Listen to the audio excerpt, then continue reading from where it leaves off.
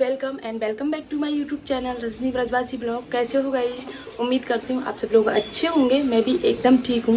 तो आज डे है मंडे और बच्चों का स्कूल है आज कई दिन के बाद में, क्योंकि थोड़ा सा रूटीन दिवाली के बाद में ऐसा हो गया था।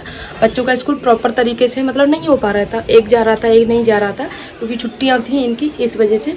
तो आज दोनों का स्कूल है, दोनों स्कूल जाएंगे। तो स्वरा का थोड़ा जल्दी है तो वो तैयार हो रही है, बाकी हर्षित का लेट है तो वो अभी यहाँ सो रहा है, आप देख सकते हो। क्योंकि इसका अभी बहुत टाइम है, 8:30 बजे का टाइम है इसका, तो आराम से जाएगा।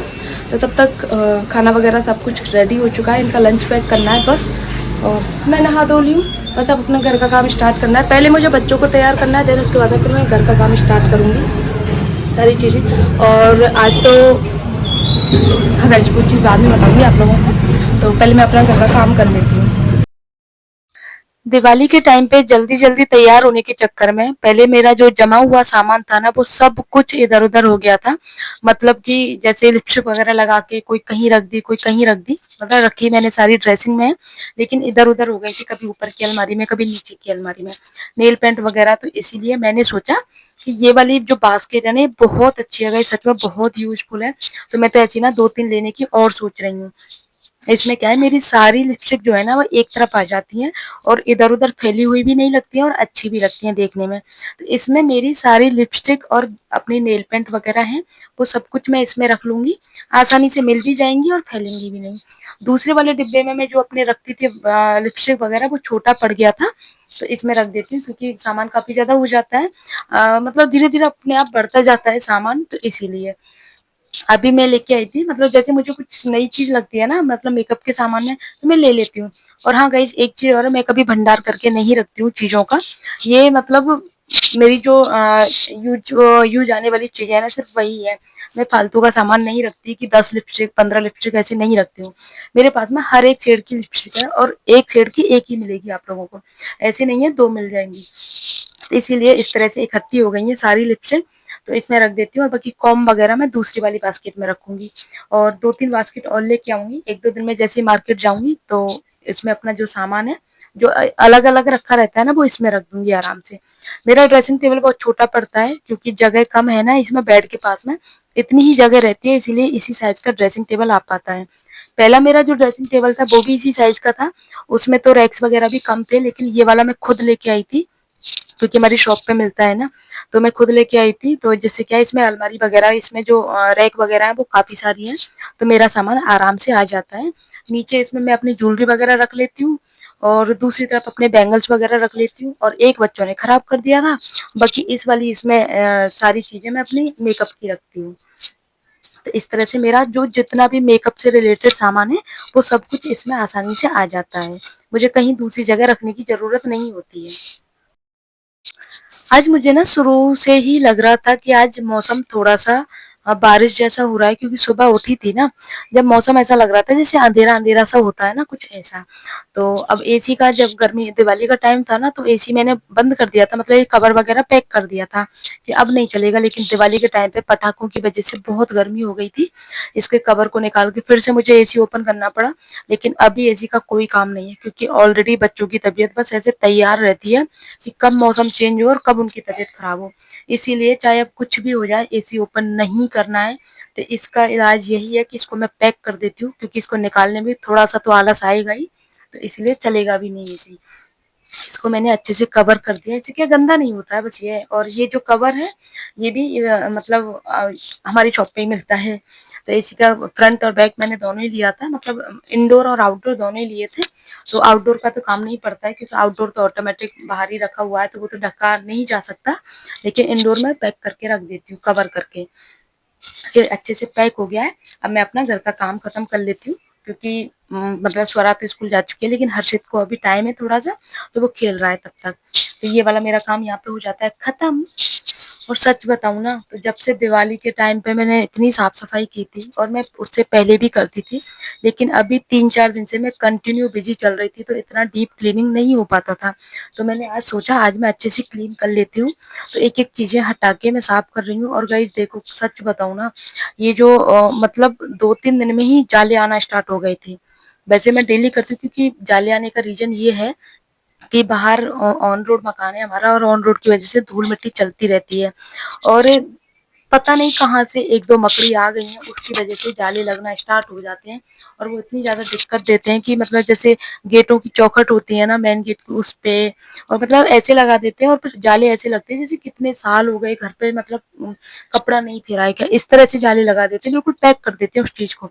मतलब कोई भी बंदा देखे ना पहली बार तो उसको यही लगे कि यार कितना कितना टाइम हो गया, बिल्कुल देखो मकड़ी ने जाले लगा रखे, साफ भी नहीं करते क्या। वो वाली कंडीशन कर देते हैं, तो इसीलिए आज जब मैंने देखा तो इतना बड़ा जाला लगा हुआ था इस वाली विंडो पे। फिर मैंने सोचा यार ये इतना मतलब मैं डेली साफ करती हूँ लेकिन फिर भी जाला कैसे लग गया। तो वो सारे मैंने साफ किए अच्छे से विंडो वगैरह खोल करके और खूब सारी धूल मिट्टी निकल रही है। 2-3 दिनों में ये हालत हो गई है।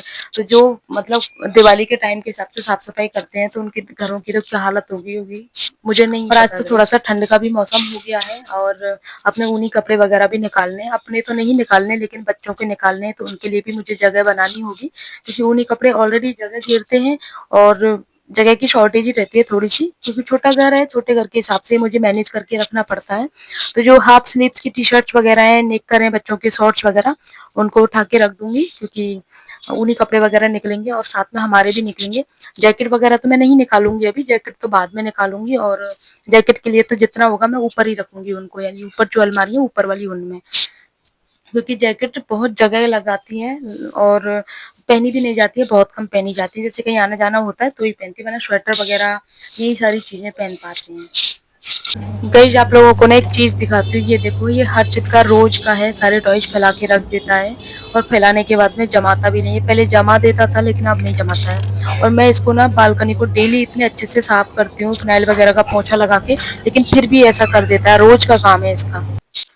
तो बालकनी को प्रॉपर तरीके से साफ किया, फिर अपने रूम का झाड़ू वगैरह लगा के डस्टिंग पूरी हो गई है। अब मैं फाइनली पोछा लगा देती हूँ और पोछा मैं बैठ के लगाती हूँ। कभी कभी जैसे कि लगता है मुझे कमर वगैरह में दर्द है तो मैं वाइपर से लगाती हूँ, वरना अपने रूम का तो मैं बैठ के ही लगाती हूँ। इसीलिए मैं राधे से नहीं लगवाती अपने रूम का, बाकी पूरे घर का राधे लगा देती है लेकिन अपने रूम का पोछा तो मुझे ही लगाना होता है।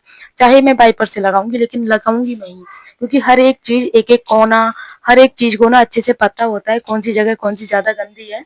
और फिनाइल से जब भी मुझे जरूरत होती है उस हिसाब से मैं पोछा लगाती हूँ, सर्फ डाल के फिनाइल वगैरह से 2-2 3-3 बार निचोड़ के अलग अलग पोछा, उससे क्या है गंदगी पूरी निकल जाती है। मेरा घर बच्चों का है, छोटे बच्चों का है तो छोटे बच्चों के हिसाब से गंदा रहता है, इसीलिए दिन में कई कई बार मैं पोछा लगाती हूँ, एक बार से काम नहीं चलता है गाइस। सुबह और शाम का तो मेरा फिक्स है लेकिन बीच में भी अगर मुझे लगता है गंदा तो मैं पोछा लगा देती हूँ। तो अब मेरा पूरा यहाँ से झाड़ू पोछा अपने रूम का कंप्लीट हो गया है, तो साथ में पैरदान वगैरह लगा देती हूँ और पोछा लगने के बाद में ना ये जो पत्थर है ना हमारा जो नीचे मार्बल लगा हुआ है वो बहुत शाइन करता है। पोछा लगाने के बाद में ना एक अलग ही शाइनिंग आ जाती है।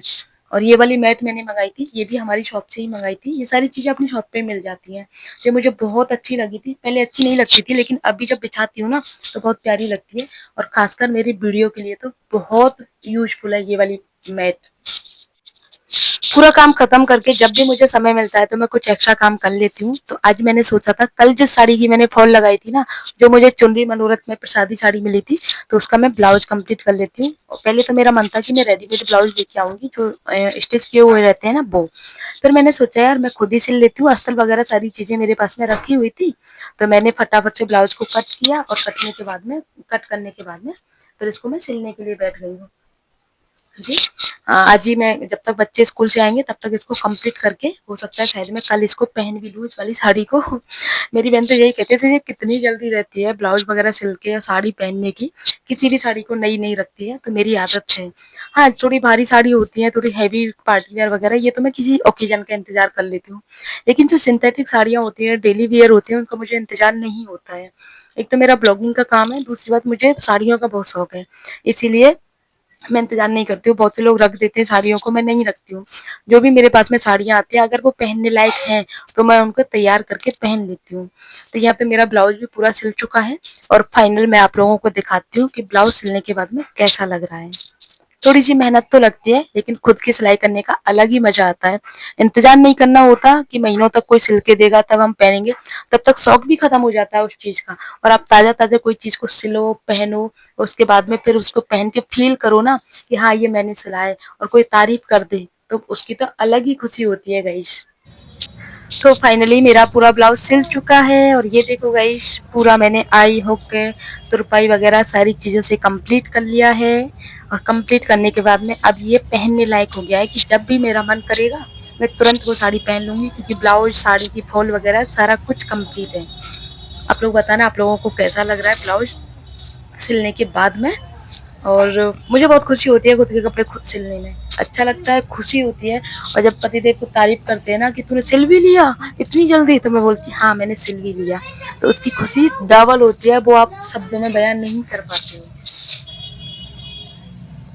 तो यहाँ सुबह से बारिश आ रही है, ये देखो सुबह से कंटिन्यू बारिश आ रही है और ऐसा लग रहा है कि एकदम से ठंड हो गई है अब बारिश में। और ऐसी बारिश में भी परिक्रमा चल रही है, क्योंकि कार्तिक का महीना चल रहा है ना, तो कार्तिक के महीने में परिक्रमा चलती रहती है।